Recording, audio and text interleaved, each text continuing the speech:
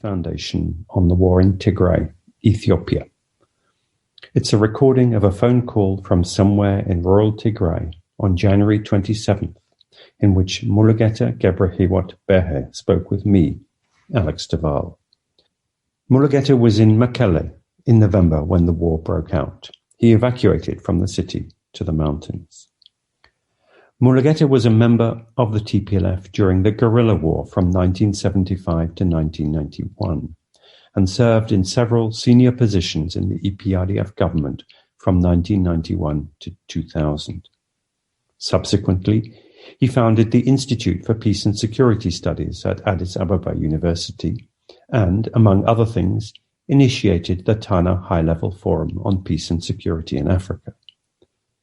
Muluጌታ is the author of Laying the Past to Rest, the EPRDF and the Challenges of Ethiopian State Building, and co-author of a recent paper, Nationalism and Self-Determination in Contemporary Ethiopia, recently reviewed on this blog. Because the quality of the recording is poor, we're also providing a transcript. The recording begins with Muluጌታ explaining that the Tigrayan Defense Forces were unprepared for the onslaught and yet managed to inflict a lot of damage on much larger forces. And the damage it inflicted on the enemies. It's difficult to express. In less than a miracle, it was a sort of miracle. Tigray only had 23 battalions and 42 divisions of Eritrea and 12 divisions of Ethiopia were all here. This is without including the special forces of the Amhara region, which is beyond over 10,000, and also special forces of Oromiya, Somalia, and other forces as well. And the first month's resistance was with this level of asymmetry. And then the Emirates came. The Emirates effectively disarmed Tigray. I mean, they started killing tanks, then howitzers, then fuel, then ammunition. Then they started hunting small vehicles, targeting leadership elements all over. So this created some sort of dislocation. And as part of the weakness of the preparation, so many people moved out of the cities of Tigray towards the rural areas following the army, some including their families. So we were caught in between. Are we going to defend these people who flocked out of the cities with their families, or are we going to fight? I mean, the army was caught in between. So the organization has to make a decision.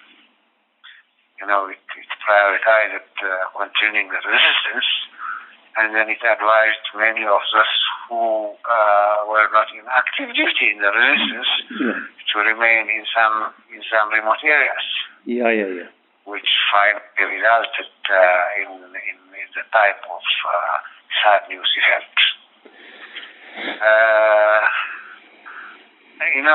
The result became they have destroyed Tigray, literally, all of them, EPLF, the Eritrean forces and the Ethiopian forces. They have literally destroyed all the wealth that it accumulated for 30 years. They have burned schools, clinics. They have ransacked each house. They moved in. They have started loading the produce of the peasants from all the villages beyond the Black Road that crosses Tigray towards Eritrea. And they kill whomever they find in whichever village they get in In the village I was yesterday, it's a small village. They killed 21 people, out of which 7 of them were priests of that small village. And that's what they do wherever they go. So they literally destroyed the wealth they accumulated for 30 years in Tigray. And no peasant is staying at home when these forces move all around. And therefore you can consider the whole Tigrayan peasantry as dislocated. So it's an effective destruction of Tigray, but that's not the only thing. It's also an effective destruction of the Ethiopian Defense Forces. Ethiopia has remained without an army now.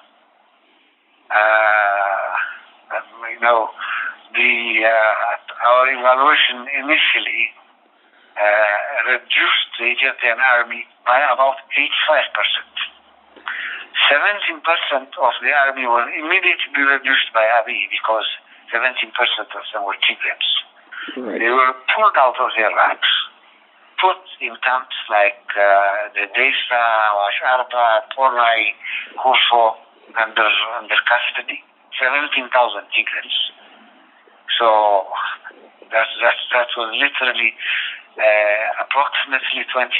And this is not only numbers, but it's also the critical part of the army. Mid-level commanders, most of the technicians, and also, skilled people who used to work in artillery, engineering, and all sorts of departments. And they literally lost something like 60% of in this. They said the commanders of the Eritrean forces, which they were just cannon fodders. They send them first, and then once they are finished, they start sending their army. So Ethiopia is effectively without an army now. If the Eritrean forces left Tigray.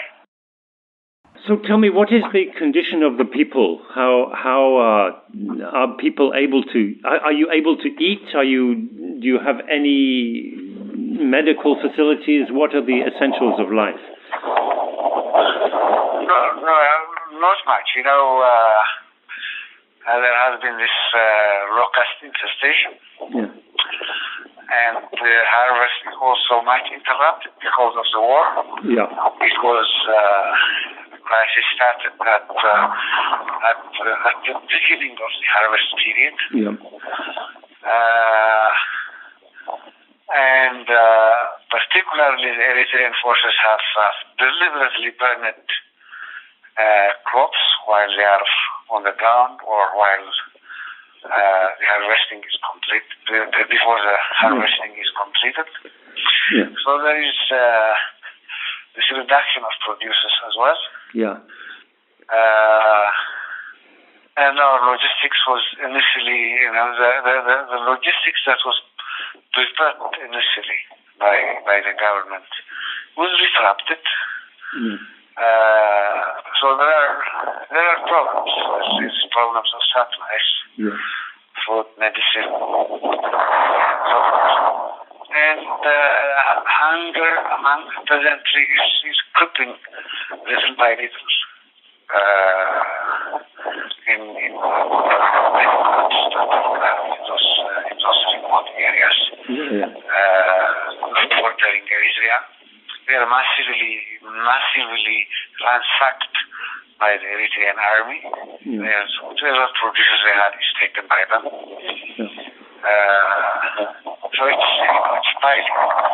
Soon we might see a serious humanitarian crisis. The government is saying that it controls 85% of the access and that it can provide humanitarian access to the great majority of people. Is that correct, do you think? Yeah, the great majority of people, Even the governments, even the humanitarian organizations are estimating the people who need food to around 4.5 million. Okay. That's even conservative. Yeah, and where? And how many of those people can be accessed from the government side? How many of them are in areas that are controlled by Tigray forces? Literally, people on the towns, on the towns of the mainland, because there is conflict all over. There's a certain part of people on the southern part of Tigray, around Maita or Lamata. The rest of it is not accessible for humanitarian aid, unless some arrangement comes in, some sort of, preliminary agreement to allow humanitarian assistance to move freely has been reached. I don't think the majority of Tigray is accessible to any humanitarian aid that comes through the government. Yeah, but we are not hearing anything. We have heard nothing from the TPLF leadership about what. I know that's a major problem we have. They're just a bit dislocated.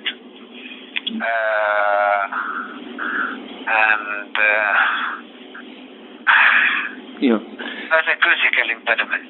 Yeah, because I know that. Yeah, as you might have heard today, yesterday, I think the State Department demanded, first of all, the withdrawal of the Eritrean forces, but then also, said there needed to be talks towards a political resolution. But how can talks be how can any talks be conducted under the current circumstances? Yeah, I think they're in contact through telephone with some people there. Yeah. But I really understand why they shy away from coming public and talking publicly. I know there is a limitation of communication. Yeah. They have lost their visas. They only have these Turayas, and they didn't bring out any radio transmitter. They brought a television station, which was not possible to run it without having a permanent base. I know that there is this limitation of communication, but the problem they have is more than that.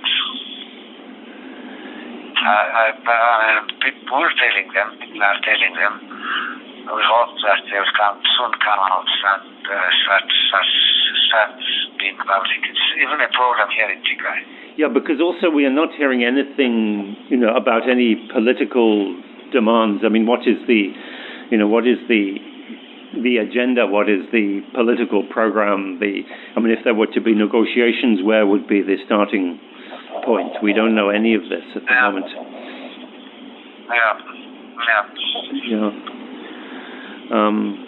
I know. Yeah. So anyway, just the news we get, every day is so desperately sad. And I think many people were shocked, especially by the news about, the deaths of Siyum and Abai and Asmalesh, and it's I think that touched a lot of people around the world, and as you may know, I wrote a tribute to Siyum, which was widely circulated, but we still don't know anything about the circumstances. Did you learn anything about how that incident? They just found them in a village.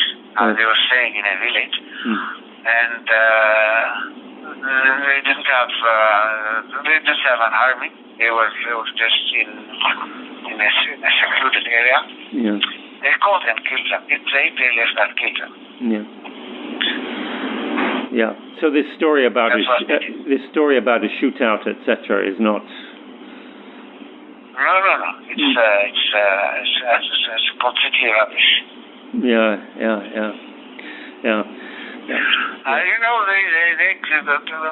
The TPLF could have done so many things had they forecasted that the level of violence would be terrible, which was not difficult to forecast. It was very obvious that this war will be a war against Tigray, which Abiy is going to run alongside Isaias. Yeah. And once you expect Isaias, you shouldn't expect to come less than any devastating force it could mobilize. Yeah. And therefore, for those who will not have participated in active resistance in the field on the military side, there were lots of options. Moving them to Sudan or somewhere else. So many things could have been done, but there was not preparation as well. Yeah, it seems there was just a terrible miscalculation.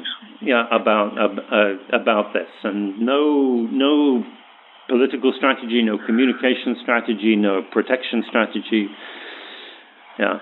Not at all. Yeah. Not at all. Yeah. Extremely poor. Yeah. And people were begging them. They didn't have any receptive ear. But people were literally coming up with plans and asking them do this, do that. But they brought Tigray to their side anyway. Yeah. What could they? Yeah. So the mood of the people now, it must be desperate, angry. Angry. Yeah. Angry. Extremely angry. Yeah. Extremely angry. And, they're left with one option, just fighting. Yeah. And that's what, and the war is only beginning.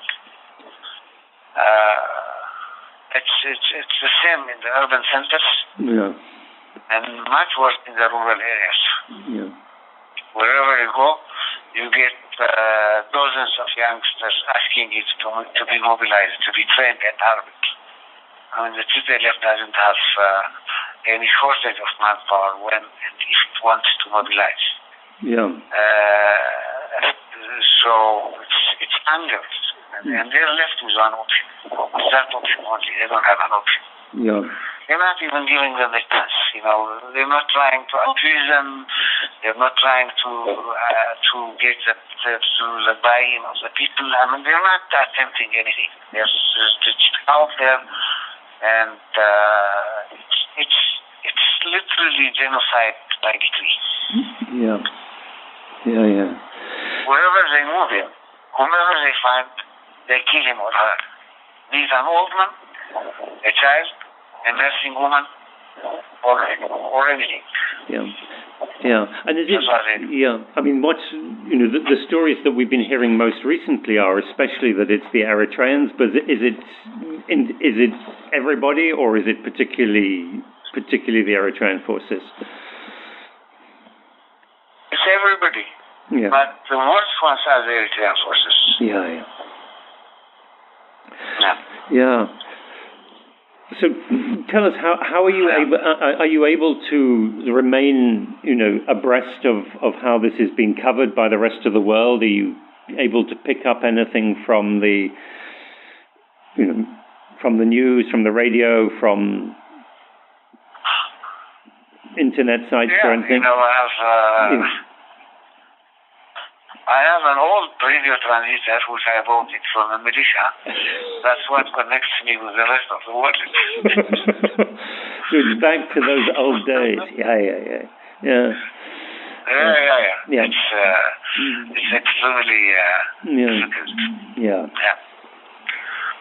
Sometimes the battery gets, you run out of battery, and therefore you are out of communication for 2-3 days. Yeah.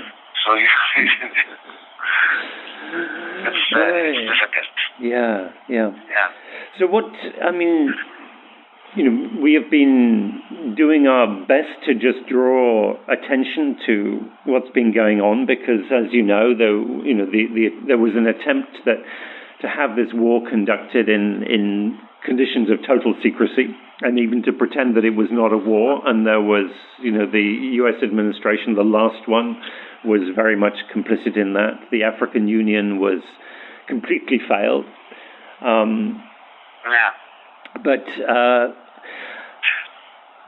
news is now coming up. Everything is fine. But one thing, I don't know if you could push on this humanitarian intervention. Yep. There has to be either some sort of monitoring, and the Eritrean forces will remain here, and they have they had a meeting last week. It's an information we got from them, and among the senior commanders of the army. And there was the request from some of the army commanders on how long they are going to stay in Tigray. And the response they gave them was, once we leave Tigray, people will not stay for 1 week in Tigray. And therefore, we will leave Tigray to Wayane again, and it will revive. And therefore, we have to remain there up until people picks it up, which might take several months to come back. That's the answer that they gave them. And therefore, this declarations from State Department, it might even come later from the UN Security Council, might not force the Eritreans to leave out Tigray, unless it is supported with either with some humanitarian intervention, as much as they did in Kosovo. Yeah. Some armed intervention that reinforces things, or at least some sort of monitoring on the ground. Yeah. And what about the Emirates? You mentioned the Emirates. Presumably, you meant this was the drones. Yeah. Now we don't have any targets. We don't have tanks. Yeah. We don't have howitzers. We don't have big targets. We're just seeing things moving around. Yeah. So I think that's the only change that brought it. Otherwise, they have been there in full force, full force. Yeah. They deployed their drones with their operators, and they're the ones who effectively disarmed us. Yeah. So there was one thing that I didn't quite catch earlier on. You said the Eritreans would stay until something had been achieved. What is the Eritrean war aim as you see it? They don't know. They don't know when BP will stand on its foot to fight against Tigray. Yeah. But that's what they're saying. They're saying we have to stay there until BP comes up in a position to fight against the Oyanis. That's what they're saying. Okay. Yeah. We don't know when it will happen. It will never happen, actually. The way I see it will not happen here. It might not even happen in the rest of Eritrea. We're seeing them in the field. I mean, wherever confronted, you might have heard of a small operation that happened 3 weeks ago around Dadaari. There was just a full brigade, support brigade of the 33rd division, which was fully manned. The support brigade is it's a mechanized support to the rest of the division. It only took 15 minutes to destroy it. Just 15 minutes. In 15 minutes, 6 107mm rocket launchers were taken, 6 120mm mortars were taken, 4 122 howitzers were taken, several vehicles were taken, and 167 of them were taken prisoners in just 15 minutes. Yeah. So what is happening to these prisoners of war? Where are they being kept? How are they being? We sent them back. We cannot carry them around with us. So what we did was we gave them a sort of political education for 2-3 days. Yep. And then we sent them back to Magala and Adigrat. Okay. It's it's only the commanders, one colonel and one lieutenant colonel who declined to return back. They say they will kill us, so we will remain with you. Okay. Told them, well, you cannot be our soldiers, and that's not what you are asking us, and we cannot provide you shelter, but you can remain in the liberated area, so they're just moving around. Yeah.